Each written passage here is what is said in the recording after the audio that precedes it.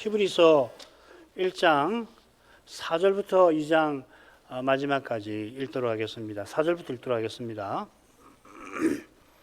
저가 천사보다 얼마큼 뛰어남은 저희보다 더욱 아름다운 이름을 기업으로 얻으심이니 하나님께서 어느 때에 천사 중 누구에게 내가 내 아들이라 오늘날 내가 너를 낳았다 하셨으며 또다시 나는 그에게 아버지가 되고 그는 내게 아들이 되리라 하셨느뇨. 또 맏아들을 이끌어 세상에 다시 들어오게 하실 때에 하나님의 모든 천사가 그에게 경배할지어다 말씀하시며 또 천사들에 관하여는 그는 그의 천사들을 바람으로 그의 사역자들을 불꽃으로 삼으셨느니라 하셨으되 아들에 관하여는 하나님이여 주의 보좌가 영영하며 주의 나라의 홀은 공평한 홀이니이다. 네가 의를 사랑하고 불법을 미워하였으니 그러므로 하나님 곧 너의 하나님이 즐거움의 기름을 내게 부어 내 동료들보다 승하게 하셨도다 하였고 또 주여 태초에 주께서 땅에 기초를 두셨으며 하늘도 주의 손으로 지으신 바라 그것들은 멸망할 것이나 오직 주는 영존할 것이요 그것들은 다 옷과 같이 낡아지리니 의복같이 갈아입을 것이요 그것들이 옷과 같이 변할 것이나 주는 여전하여 연대가 다함이 없으리라 하였으나 어느 때에 천사 중 누구에게 내가 네 원수로 네 발등상 되게 하기까지 너는 내 우편에 앉았으라 하셨느뇨. 모든 천사들은 부리는 영으로서 구원 얻을 후사들을 위하여 섬기라고 보내심이 아니뇨. 그러므로 모든 들은 것을 우리가 더욱 간절히 삼갈지니 혹 흘러 떠내려갈까 염려하느라 천사들로 하신 말씀이 견고하게 되어 모든 범죄함과 순종치 아니함이 공변된 보응을 받았거든 우리가 이같이 큰 구원을 등한히 여기면 어찌 피하리요. 이 구원은 처음에 주로 말씀하신 바요 들은 자들이 우리에게 확정한 바니 하나님도 표적들과 기사들과 여러 가지 능력과 및 자기 뜻을 따라 성실에 나눠주신 것으로서 저희와 함께 증거하셨느니라. 하나님이 우리의 말한 바 장차 오는 세상을 천사들에게는 복종케 하심이 아니라 오직 누가 어디 증거하여 가로되 사람이 무엇이간데 주께서 저를 생각하시며 인자가 무엇이간데 주께서 저를 권고하시나이까 저를 잠깐 동안 천사보다 못하게 하시며 영광과 존귀로 관 씌우시며 만물을 그 발 아래 복종케 하셨느니라 하였으니 만물로 저에게 복종케 하셨은즉 복종치 않은 것이 하나도 없으나 지금 우리가 만물이 아직 저에게 복종한 것을 보지 못하고 오직 우리가 천사들보다 잠깐 동안 못하게 하심을 입은 자 곧 죽음의 고난 받으심을 인하여 영광과 존귀로 관 서신 예수를 보니 이를 행하심은 하나님의 은혜로 말미암아 모든 사람을 위하여 죽음을 맛보려 하심이라. 만물이 인하고 만물이 말미암은 자에게는 많은 아들을 이끌어 영광에 들어가게 하시는 일에 저희 구원의 주를 고난으로 말미암아 온전케 하심이 합당하도다. 거룩하게 하시는 자와 거룩하게 함을 입은 자들이 다 하나에서 난지라. 그러므로 형제라 부르시기를 부끄러워 아니하시고 이르시되 내가 주의 이름을 내 형제들에게 선포하고 내가 주를 교회 중에서 찬송하리라 하셨으며 또다시 내가 그를 의지하리라 하시고 또다시 볼지어다 나와 및 하나님께서 내게 주신 자녀라 하셨으니 자녀들은 혈육에 함께 속하였음에 그도 또한 한 모양으로 혈육에 함께 속하심은 사망으로 말미암아 사망의 세력을 잡은 자 곧 마귀를 없이 하시며 또 죽기를 무서워함으로 일성에 매여 종로로 타는 모든 자들을 놓아주려 하심이니 이는 실로 천사들을 붙들어 주려 하심이 아니요 오직 아브라함의 자손을 붙들어 주려 하심이라. 그러므로 제가 범사의 형제들과 같이 되심이 마땅하도다. 이는 하나님의 일에 자비하고 충성된 대지상이 되어 백성의 죄를 구속하려 하심이라. 저가 시험을 받아 고난을 당하셨은즉 시험 받는 자들을 능히 도우시느니라.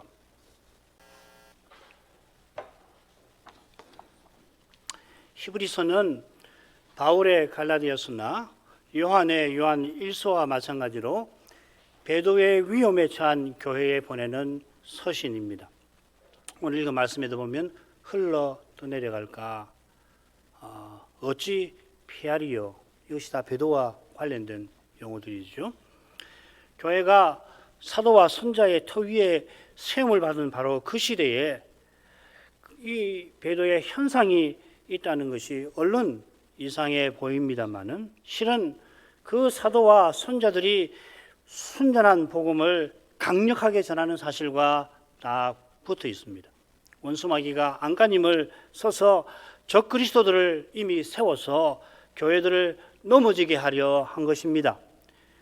히브리서를 받는 교회와 신자가 빛을 받은 후에, 이건 신앙 고백한 후에라는 말입니다. 그때는 어떻게 했냐면은 고난의 큰 싸움을 능히 견뎠습니다. 10장이 나와요.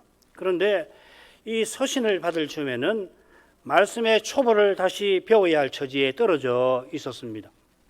이런 처지라는 것을 알고서 회개하면 참 다행한 일이지만은, 그런데 이미 우리는 선생이라 자처한다면은 그들에게 남은 것은 넘어지는 것뿐입니다. 이 시대에 배도의 물결에 떠밀려간 교회들 중에는 지난 시대에, 지난 세기에 빛나는 전통을 자랑하던 교회들이 있습니다. 좁지 않습니다. 선줄로 생각하다가 그만 넘어지고 만 것입니다. 이런 현상은 더욱 심해지고 있습니다. 이는 주님께서 다시 오시는 그것과 붙어 있는데, 그 주님께서 순수한 복음이 여전히 주님의 교회에 전파되게 하시는 사실과도 딱 붙어 있는 것입니다.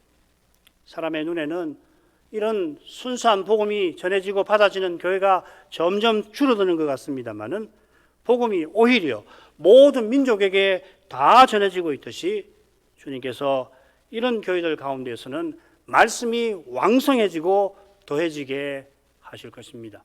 사도행전 6장 7절, 12장 24절, 19장 20절을 찾아보시고 그 앞에 어떤 사건들이 있는지를 조사해 보시면 좋겠습니다. 주님께서 마지막 순간까지 주님의 교회들을 보존하실 뿐만 아니라 주님의 부활을 친히 입증하실 것이라 그러합니다. 히브리서자는 머릿말에 이어서 서론에서 아들과 천사들을 대조하며 새 언약의 뛰어남, 아들의 위대하심을 계속 전하고 계십니다. 그래서 서론을 1장 5절부터 잡을 수가 있는데 세수로 볼 수가 있어요. 1장 5절부터 14절까지 이 부활하신 그리스도께서 천사를 종으로 사역자로 부리신다 하는 내용입니다. 그리고 2장 1절부터 4절까지는 이 경고의 말씀인데 모든 들은 것을 삼가라, 더욱 삼가라. 배도의 위험이 있어서 이런 경고의 말씀이 있고요. 그리고 2장 5절부터 2장 18절에서는 이 장차 세상을 다스리시는 이 그리스도께서 우리 구원에 주로서 대지상의 일을 이루고 계신다 하는 내용입니다. 그러니까 단락 한가운데서 배도의 위험을 경고하면서 하나님 말씀을 모든 들은 것을 더욱 삼가라고 권하는데, 그 앞뒤로 이 비슷한 내용이 나오는 겁니다. 부활하신 그리스도가 장차 올 세상을 다스리시는 분이다. 또 그분께서 구원의 주로서 우리 새 언약 백성을 영원한 영광에 들어가게 하실 것이다 전하는 것입니다. 이 히브리서의 천사라는 말이 13번 나옵니다. 10번이 이 서론에 나오는데, 서론 중에 5번, 첫째 부분에 5번, 셋째 부분에 4번, 가운데 부분에 1번 그렇게 나와요. 1장 4절까지를 포함하면 11번이 나옵니다. 그리고 이 서론과 짝을 이루는 이 결론 부분에 거기 2번 더 나오고, 또 1장 4절에 1번 나옵니다. 그 외에는 천사라는 말이 나오지 않습니다. 이게 굉장히 참 중요한 의미를 가질 겁니다. 나중에 계속해서 말씀을 드리지요. 자, 그러면 첫째 부분으로 가십시다. 이 부분, 첫째 부분은 머릿말과 비슷한 표현, 주제가 많이 나옵니다. 우리가 3절까지만 지난번 살폈는데 4절을 여기 붙일 수가 있어요. 히브리서에는 이런 구절이 많습니다. 이음새 같은 구절, 앞구절의 결론이면서 다음 단락에 이 머릿말과 같은 역할을 하는 구절들이 꽤 많이 나와요. 4절이 1장 4절이 그렇습니다. 그렇게 해서 보면은 뭐 도표로 보시지만 7부서로 나눴는데 굉장히 정교하죠, 그죠? 처음 도표는 뭔가 하면 여러분 한 말씀만 보십시오. 1장 4절과 이 14절은 이 성경이 구약 성경이 인용이 안 되었습니다. 5절부터 13절까지 성경이 인용이 되어 있는데 5절 보시면은 어느 때에 천사 중 누구에게 이렇게 말씀하셨느냐 아니지 않느냐 하고서 성경이 인용이 되어 있고요. 역시 13절에 똑같이 되어 있습니다. 어느 때에 천사 중 누구에게 이렇게 말씀하셨느냐 말씀하지 않지 않았느냐 아들에게 그리스도에게 말씀하신 것이 아니냐 이렇게 나옵니다. 그리고 6절에 가면은 또 아들을 이끌어 맏아들을 이끌어 세상에 다시 들어오게 하실 때 이 그리스도에 관해서 언급을 하고 성경이 언급이 되어 있고요. 그리고 8절부터 12절까지 좀 긴데 아들에 관하여는 해서 이 그리스도가 부활하신 그리스도가 하나님이신 점이 길게 나와 있습니다. 그리고 한가운데 천사들에 관하여는 해가지고서 거기 천사들에 관해서 말하자면은 부활하신 그리스도가 천사들을 사역자로 삼으신다 하는 편입니다. 그래서 7단락을 보시면은 머릿말은 그리스도는 천사들보다 지극히 뛰어난 분이시다 하는 것을 강조하고요. 그 다음 5절에서 핵심 용어는 아들입니다. 아들이라고 하나님께서 아들이라고 누구에게 말했냐 천사에게 말하지 않았다 하는 거고 6절은 중요한 것은 경배입니다. 경배 모든 천사는 그리스도에게 경배하라. 7절에서 핵심은 사역자라는 말입니다. 이게 14절에도 나옵니다. 그리고 8절부터 12절까지 핵심은 하나님인데요. 중요한 것은 영원한 보좌와 영존하시는 하나님 이게 핵심입니다. 그러니까는 6절하고 연결되죠. 그리고 13절은 내 우편에 앉아라. 아버지 우편, 하나님 우편은 이 핵심이 됩니다. 맺은 말은 이 천사들은 이 부활하신 그리스도가 부리는 종으로서 우리를 위하여 섬기라고 보냄 받았다. 이게 결론입니다. 자, 이게 그 내용인데 보시면은 이 머릿말은 말씀을 드렸고요. 그 다음에 이 1장 5절과 1장 13절은 똑같이 이 같은 주제를 다윗 언약을 이야기합니다. 하나님께서 다윗의 후손을 내 아들이라고 하시고 그를 자기 우편에 앉히신다 하는 내용입니다. 그리고 6절과 8절부터 12절은 천사가 그리스도를 경배해야 되는데 그분은 하나님이시다. 경배받으실 하나님이시고 영존하시는 분이다. 서로 주제가 연결되지요. 그리고 그 그리스도가 지금 천사들을 종삼아 부리고 계신다. 이게 14절입니다. 그리고 이 7절입니다. 지금 하늘에 오르신 그리스도는 천사들을 종으로 사역자로 삼으셨다. 그리고 14절에 이 천사들을 부려서 우리의 구원을 이루고 계신다. 이게 이제 주제가 되겠습니다. 그러니까 이 표현을 읽으면서 보시면은 길긴 하지만은 우리 청소년들 또 우리 중고등학생들은 외울 수 있을지도 모르겠습니다. 한번 노력해 보세요. 자, 이런 줄거리를 해서 4절부터 보지요. 저가 천사보다 얼마큼 뛰어남은 저희보다 더욱 아름다운 이름을 기업으로 얻으심이라. 2절 하반절에 만유의 후사로 세움받았다 했는데 이는 천사보다 아름다운 이름을 기업으로 얻으신 그것입니다. 2절에 후사하고 그 다음 여기 4절에 기업으로 얻는다. 같은 낱말의 명사와 동사입니다. 그러니까 후사는 요즘 말로 하면 상속자가 되고요. 기업으로 얻는다 새겼는데 달리 새기면은 상속한다 하는 말입니다. 실제로 이 히브리서 12장 17절에는 상속한다 하는 말로 번역을 아예 해놨죠. 아름다운 이름, 이건 뛰어난 자격을 가리킵니다. 아들이 천사보다 뛰어난 자격을 상속하셨다 했는데 만유를 다스릴 왕이 되셨다 하는 뜻입니다. 이게 2장 5절의 내용하고 연결이 될 겁니다. 다니엘서에 나오는 것처럼 천사들이 구약시대에 세상 나라를 다스리는 권세를 누렸죠. 이 다니엘 10장에 보면은 바사군, 헬라군, 또 이스라엘군 나오죠. 그 권세가 실은 하나님이신 성자께서 주신 겁니다. 그 아들께서 그리스도로서 이 그리스도로서란 말은 사람이 되셔서 우리를 위하시는 그분으로서 만유의 후사가 되셨습니다. 그 이유는 목적은 우리를 섬기라고 보내는 거죠. 우리가 구원 얻을 후사 아닙니까? 후사들이잖아요. 예수님이 만유의 후사이시고 우리가 그리스도 안에서 구원을 얻을 후사들. 조금 후에 설명을 드리겠습니다. 우리가 장차 그리스도와 함께 천사들도 다스리게 하십니다. 달리 표현하면 그리스도께서 오셔서 세우신 이 새 언약은 오시기 전에 세우신 옛 언약보다 뛰어나다 하는 겁니다. 자, 5절로 가십시다. 하나님께서 어느 때에 천사 중 누구에게 네가 내 아들이라 오늘날 내가 너를 낳았도다 하셨으며 또다시 나는 그에게 아버지가 되고 그는 내게 아들이 되리라 하셨느니라. 천사 중 누구에게 어느 때에 과거의 말이죠. 어느 때란 말은 언제 혹은 과거에 언제 천사들에게 천사 중 누구에게 이런 말씀을 하셨느냐? 아니지 않느냐? 반문하는 거죠. 아들에게 하신 말씀이다 하는 말입니다. 5절은 이는 뭐뭐함이니라 하고서 앞선 내용의 이유를 제시합니다. 그리스도께서 천사보다 뛰어난 이름, 뛰어난 자격을 상속하셨는데 그 이유가 하나님이 그에게 너는 내 아들이라고 말씀하신 데에 있다는 겁니다. 두 개의 말씀이 인용이 되었습니다. 시편 2장 7절과 사무엘하 7장 14절입니다.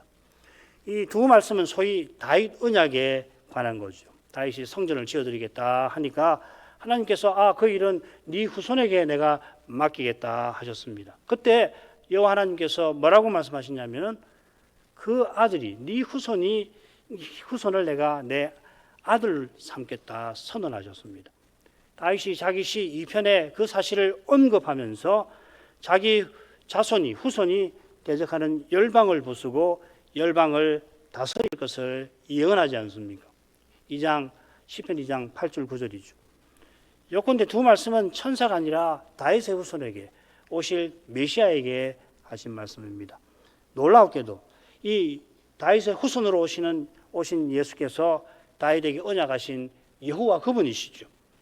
그분은 여호와의 종이 되신 여호와이십니다.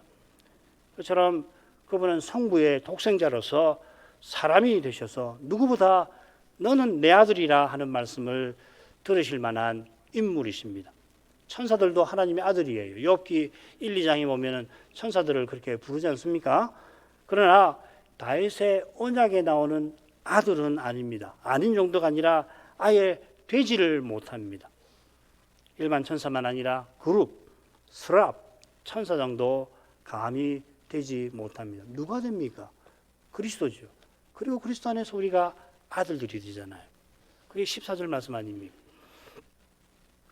자, 히브리서 1장 6절로 가겠습니다. 또 맏아들을 이끌어 세상에 다시 들어오게 하실 때에 하나님의 모든 천사가 저에게 경배할지어다 말씀하셨으며 우선 이 맏아들이라는 칭호를 살펴야 합니다. 이건 뭘 가리키냐면 부활하신 그리스도를 가리킬 때 쓰는 표현입니다. 이 칭호에 비추어서 세상에 다시 들어오게 하실 때라는 의미를 생각해야 합니다. 여기 이 세상이라는 말은 그 세상이라 혹은 그 세계라고 번역해야 해요. 그냥 세상은 좋습니다. 그 세상이라고 해야 합니다.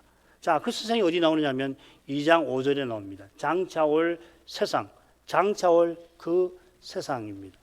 이 세상이 복음서와 서신서에서 말하는 하나님 나라입니다. 하늘 나라입니다. 그래서 지금 하늘에 있는 거죠. 따라서 이 표현은 맏아들이 부활 후에 하늘에 다시 들어갔다 하는 말이에요. 예수님이 다시 세상에 오신다는 말씀이 아닙니다. 그 말이 안 되죠. 세상에 들어오게 하실 때예요. 이거는 부활하신 그리스도가 하늘에 들어가셨다. 장차 올 세상에 들어가셨다 하는 말입니다. 그때에 하나님께서 하나님의 모든 천사가 저에게 경배할지어다 하고 말씀하십니다. 이 신명기에서 인용한 말씀인데요. 그 광경을 짐작하려면 계시록 5장을 보셔야 합니다. 경배 찬송을 어린 양에게 천사들이 하죠. 스랍 그룹도 하고 24 장로들도 하고 천군 천사들도 합니다. 경배와 찬송은 이 맏아들께서 하나님이심을 가리킵니다. 그래서 이 말씀과 짝을 이루는 8절부터 12절에 그걸 길게 쓰잖아요. 이 그리스도는 영존하시는 하나님이시다. 자, 머릿말에서도 이미 우리가 배웠습니다. 이 만화들은 창조주와 섭리자이고 심지어 하나님의 독생자, 성자이시다. 7절로 갑니다. 또 천사들에 관하여는 그는 그의 천사들을 바람으로 그의 사역자들을 불꽃으로 삼으셨느니라 하셨으되, 이것이 이 첫째 부분의 핵심 주제를 제시합니다. 결론에서 그 내용을 설명을 할 겁니다. 부활하신 주께서는 하나님의 아들로서 모든 권세를 받으시고 천사들에게 경배와 찬송을 받으시니 당연히 천사들을 사역자로 종으로 삼으시죠. 이번에는 104편이 시편 104편이 인용이 되었습니다. 이 인용된 시편 104편은 여호와께서 하신 일을 노래하는데 특별히 창조하신 일을 길게 설명을 하죠. 창조에 초점을 두고 창조의 7일, 창조의 6일 7일에 관한 시이잖아요. 뭐 창조만 이야기하는 건 아니지만은 여호와 하나님이 세상을 창조하실 때에 천사들을 종으로 삼으셨다 했습니다. 바람과 불꽃으로 삼으셨다 하는 것은 이 영광 구름을 가리키는 거죠. 우리 시편 104편 공부할 때 공부했습니다. 104편 3절과 4절을 함께 놓고 보면은 영광 구름을 가리킵니다. 여호와 하나님이 영광 구름을 타고 행차하시는데 영광 구름 안에는 수많은 천사들이 있어요. 이 계시록 4장 5장에도 그렇고 에스겔도 마찬가지인데요.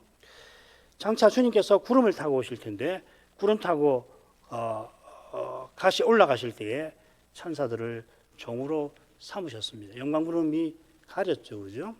구름이 저를 가렸더라. 구름에 가려지신 게 아니라 구름이 가려졌습니다. 이 성천하시는 그리스도가 영광 구름 속으로 들어가신 거예요. 계시록 5장에 보면은 아버지 우편으로 나가시잖아요. 그때 천사들이 그분에게 경배와 찬송을 드리는데 아버지 우편에서 여호와로서 천사들을 다 종으로 삼아 다스리시는 지위로 올라가신 거 아닙니까? 여호와 하나님이신데 우리를 위하시는 그리스도, 나를 대신하고 대표하시는 그분으로서 아버지 우편에 앉아서 그 일을 하시는 거거든요.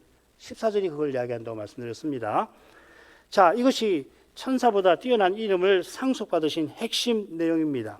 전에는 미가엘이 이스라엘 군으로서 바사군과 싸워서 가브리엘이 다니엘에게 계시를 전달하도록 도왔습니다. 이제는 이 미카엘이라는 말은 누가 하나님과 같으리요 라는 뜻이거든요. 이 미카엘이라는 이름이 뜻하는 바로 그분께서 천사들을 부르십니다. 우리를 대표하고 대신하시는 대제사장으로서 왕으로서 그래 하십니다. 우리를 위하시는 그분으로서 하시는 겁니다. 자, 그 다음 8절부터 12절로 가겠습니다. 아들에 관하여는 하나님이여 주의 보좌가 영영하며 주의 나라의 홀은 공평한 홀이니이다. 네가 의를 사랑하고 불의를 미워하였으니 그러므로 하나님 곧 내 하나님이 즐거움의 기름을 내게 부어 내 동료들보다 성하게 하셨도다 하였고, 또 주여 태초에 주께서 땅에 기초를 두셨으며 하늘도 주의 손으로 지으신 바라. 그것들은 멸망할 것이나 오직 주는 영존할 것이요 그것들은 다 옷과 같이 낡아지리니 의복같이 갈아입을 것이요 그것들은 옷과 같이 변할 것이나 주는 여전하여 연대가 다함이 없으리라 하였으나. 시편 102편인데 뒤에는 자 12절 끝에 하였으나 이렇게 새겼지만은 하시나 하는 게 더 좋아요. 무슨 말이냐면 6절에 말씀하신다 이렇게 되어 있죠, 그죠? 그 동사가 하나 나오고 그 다음 6절부터 12절까지는 다 이 동사에 걸리는 겁니다.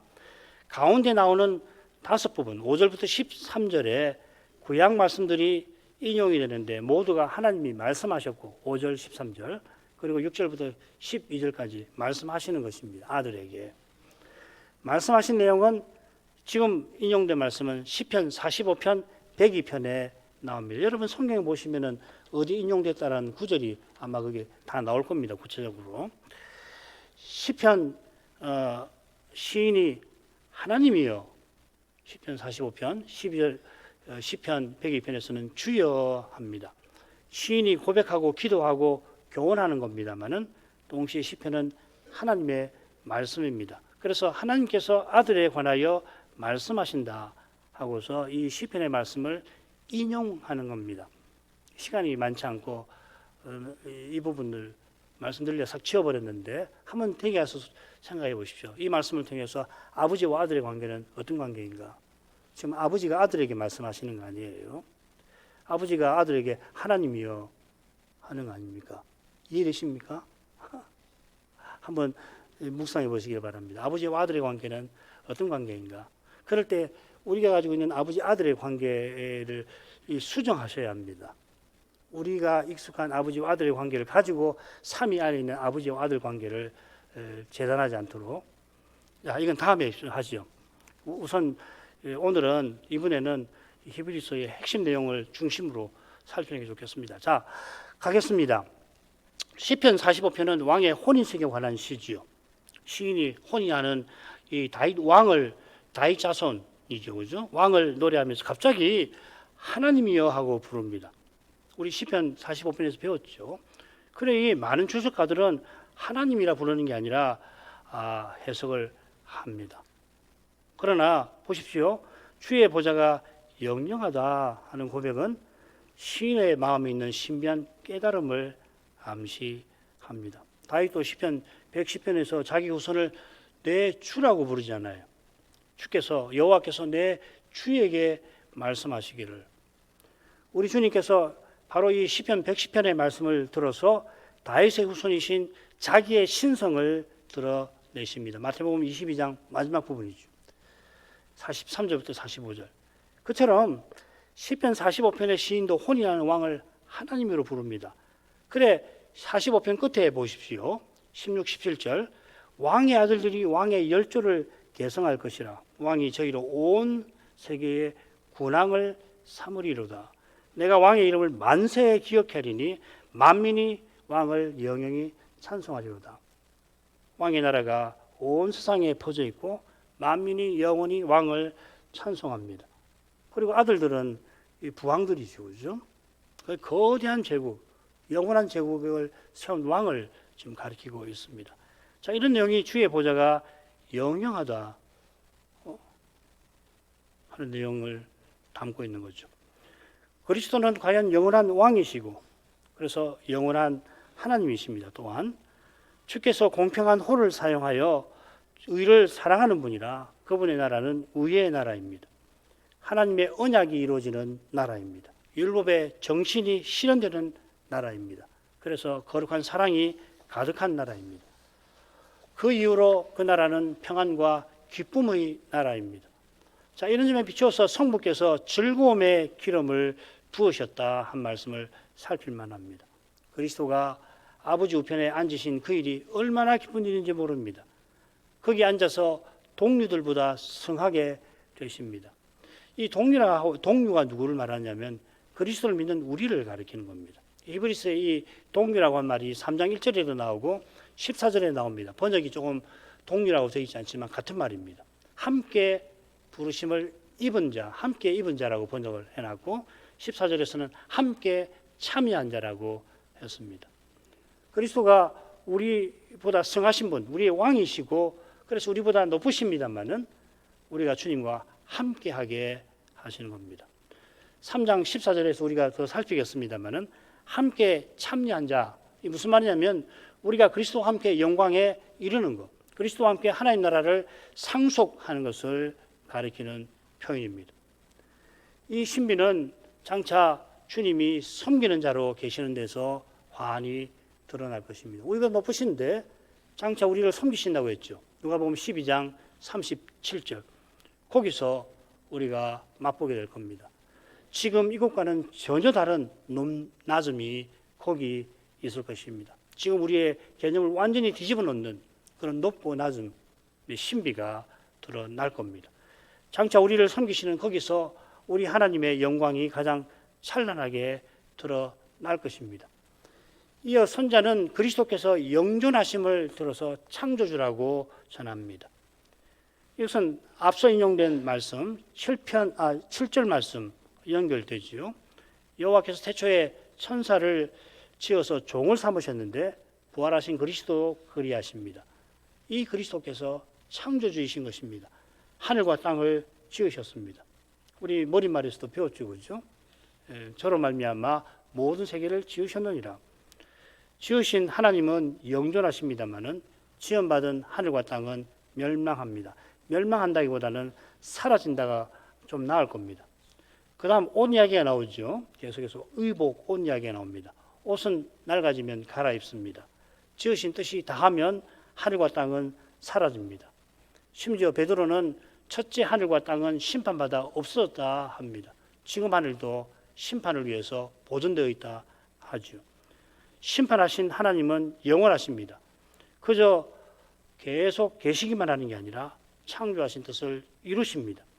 그래서 이 뜻이 이 짝을 이루는 대목이 있듯이 맏아들로서 장차 올 세상에 들어가신 데에서 히브리서 2장 5절 이하에서 잘 드러날 겁니다. 그리스도는 여전하실 것입니다. 이 표현이 중요한 표현이에요. 짝을 이루는 맺은말에 나옵니다. 히브리서 13장 8절에 나옵니다. 예수 그리스도는 어제나 오늘이나 영원토록 동일하시니라. 여긴 동일하시니라고 번역을 해놨습니다. 그리스도께서 전에 우리를 위해서 십자가를 지셨고 지금 우리를 위해서 기도하시는데 장차도 영원토록 우리를 위하실 겁니다. 그리스도의 사랑은 변함없을 겁니다. 하나님이신 그분이 사람이 되신 거기서 이미 그 사랑을 환히 드러내셨고 지금도 그 사랑으로 그때 서신받는 교회와 지금 우리를 돌보고 계십니다. 인생은 하늘과 땅처럼 피조물이라 변합니다. 심지어 우리의 믿음도 흔들립니다. 우리가 믿음으로 구원받는데 그 이유는 주님이 은혜로서 우리의 믿음을 붙들어 주시는 까닭입니다. 그러니까 사람의 눈에 믿음이 흔들려서 믿음이 와르르 무너지는 것 같은 그런 일을 볼 때, 그런 이웃과 식구들을 볼 때에 우리의 믿음이 주님의 은혜에 있다는 것, 주님이 붙으신다는 것을 보셔야 합니다. 붙으시는 그분에게 기도해야 합니다. 자, 13절로 가겠습니다. 어느 때에 천사 중 누구에게 내가 네 원수로 발등상 되게 하기까지 너는 내 우편에 앉았으라.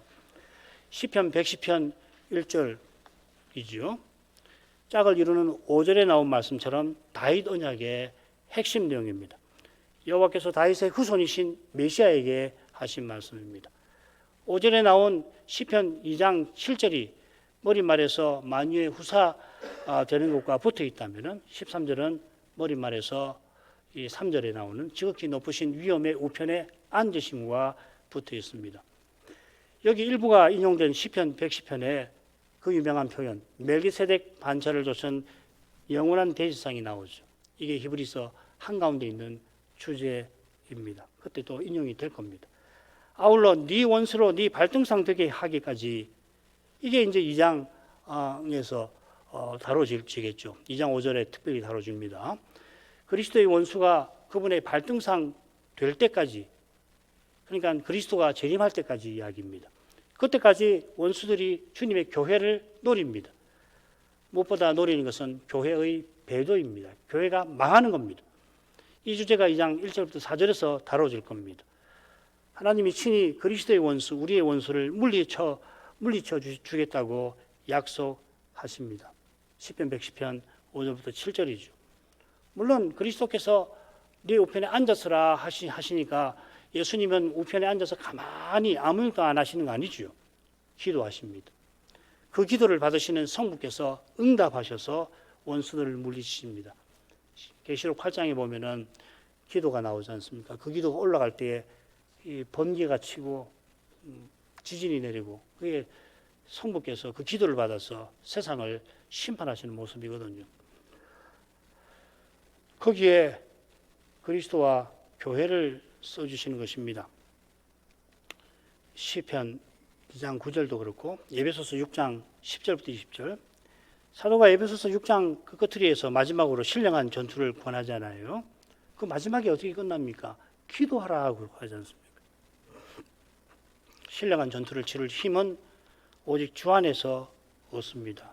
그리스도 안에서 주십니다. 기도해야 합니다. 14절로 갑니다. 모든 천사들은 부리는 영으로서 구원 얻을 후사들을 위하여 섬기라고 보내심이 아니뇨. 이 첫째 부분은 그리스도께서 천사보다 뛰어난 이름을 상속받으신 목적을 밝히는 겁니다. 부활하신 그리스도께서 모든 천사를 종 삼으셨습니다. 7절. 그래서 천사들은 부리는 영입니다. 이 부리는 이라는 말이 구약에서는 아론에게 사용돼요. 이는 아론이 왕이신 하나님의 궁전에서 왕을 모시는 종임을 가리키는 표현입니다. 제사장이라는 말을 제사 드리는 사람이라고 우리가 번역에 쓰지만은 가장 기본적인 뜻은 왕의 궁정에서 왕을 가까이 모시는 신하입니다. 제사장은 제사로 하나님께 음식 제사를 드리는 종입니다. 그 외에도 또 향도 피우고 그럽니다만은, 부리는 영이라는 말은 하늘 의전에서 왕이신 그리스도를 모시는 영을 가리킵니다. 제가 빠뜨렸는데 여기 부린다는 말이 하고 같은 말이 어디 나오냐면 7절에 나와요. 사역자라는 말. 사역자라는 말하고 이 부리는이라는 말이 명사와 형용사입니다. 이 영들은 구원 얻을 후사들을 위하여 섬기는 일을 합니다. 구원 얻을 후사들은 아버지의 나라를 상속할 우리지요. 그리스도가 만일 후사가 되셔서 그리스도를 믿는 우리가 구원 얻을 후사가 되었습니다. 바울은 우리를 그리스도와 함께한 후사라고 부릅니다. 아울러 우리가 그리스도와 함께 받을 것을, 상속받을 것을 영광이라 하였습니다. 여기서는 구원이라 하였습니다. 이런 내용을 요약한 것이 2장, 히브리서 2장 10절입니다. 우리 구원의 주라는 말, 우리 구원의 주께서 우리를 영광으로 이끌어 들어가시는 일에 우리 구원의 주께서 사역적으로 일하신다는 거죠. 만물이 인하고 만물이 말미암은 자에게는 많은 아들을 이끌어 자기의 영광에 들어가게 하시는 일에 저희 구원의 주를 고난으로 말미암아 온전케 하심이 마땅하도다. 예수님을 십자가로 말미암아 우리 구원의 주로 세워서 이 구원의 주가 우리를 아들로서 아버지의 영광에 들어가게 하신다는 말입니다. 2장 10절. 여기 이 주라는 말 몇 번 말씀드렸죠. 여기 히브리서에 나오는 이 주라는 말, 사도행전에 나옵니다. 이 말은 우리가 도달할 목표에 먼저 도달해 가지고서 그 목표로 우리를 인도하시는 인도자를 이야기를 합니다. 그리스도께서 구원에 이르게 하기 위하여 죄와 상관없이 두 번째 나타나실 것이다. 그것도 마찬가지죠. 여기서 이제 이 구원이란 말, 이 히브리서 2장 10절에서 구원, 또 9장 28절에서 구원은 완성된 구원인 거죠. 그죠? 영광과 같은 말입니다. 그래서 다음 부분에서는 2장 3절에서는 이렇게 큰 구원이라는 말을 씁니다. 얼마나 큰가? 우리가 그리스도께서 도달하신 목표에 이를 때 환히 드러날 겁니다. 사도 요한은 그때 우리가 그리스도와 같아진다고 했죠. 주님께서 지금 이 순간에 그 큰 구원을 친히 이루고 계십니다. 천군 천사를 이 일에 부리십니다. 이 주님께 여전히 복종치 아니하는 일이 심지어 주님의 교회에도 있습니다. 그러나 주님이 방치하지 않고 바로잡으십니다. 그 과정이 쉽지 않습니다. 알곡과 가라지 비유에서 종들이 주인에게 가라지가 난 걸 보고 저 누가 심었습니까? 원수가 심었지. 당장에 뽑을까요? 아니, 추수할 때까지 놔둬라 하십니다. 왜 그렇게 하십니까? 당장에 가라지를 뽑겠다고 그 종들은 천사들인데 하다가 곡식까지 뽑을까 염려한다 하셨습니다. 천사가 아무리 힘이 있고 아무리 충성된 종이라도 이 일은 제대로 감당할 수가 없습니다. 이 일은 그리스도가 하시는 거예요. 죄는 실로 복잡하고 교묘해서 죄의 문제는 아무나 못 풉니다. 천사도 못 풉니다. 우리도 못 풉니다. 주님만 푸십니다. 주님께서 그 위대한 일을 지금 실로 위대하게 하시죠. 그게 우리로 고난받게 하시는 것입니다. 주님 덕분에 이 배도의 시대에 우리가 지적한 죄에 취약한 우리가 이렇게 교회로 서나가는 줄로 믿습니다. 기도하겠습니다. 거룩하신 아버지, 부활하신 그리스도를 지극히 높이셔서 새 언약을 온전히 이루어 가게 하십니다. 할례가 오실 메시아를 바라는 이에게 유익하였던 것처럼 옛 언약의 율법과 규례가 오실 주님과 하나님 나라를 가리켰습니다. 가리키던 실체가 나타났으니 그림자와 예표는 당연히 물러갑니다. 그처럼 주님께서 다시 오시는 날에도 새 언약의 직분도 창조 규례와 함께 사라질 것입니다. 장차 주실 복이 얼마나 큰지 말씀을 통해서 저희는 겨우 짐작할 뿐입니다. 이 위대한 구원에 이르는 길을 주님께서 친히 인도하십니다. 그처럼 그 길은 죄와 죽음의 현실로 말미암아 원수들의 공격 때문에 결코 순탄하지는 못합니다. 배도하는 일이 교회에 늘 있어 왔고 이제는 배도의 시대가 깊어가고 있습니다. 그러나 우리 구원의 주께서 이 시대에도 친히 다스리고 계심을 믿습니다. 이런 시대에도 다스리실 뿐만 아니라 주님의 다스리심 가운데서 이런 시대가 등장했고 전개되고 있습니다. 히브리서의 선지자가 그리스도를 얼마나 힘있게 전하는지를 봅니다. 그처럼 힘있게 그리스도를 전하는 일이 이 시대에 절실합니다. 주님 친히 이 일을 이루어 주옵소서. 예수님 이름으로 기도합니다. 아멘.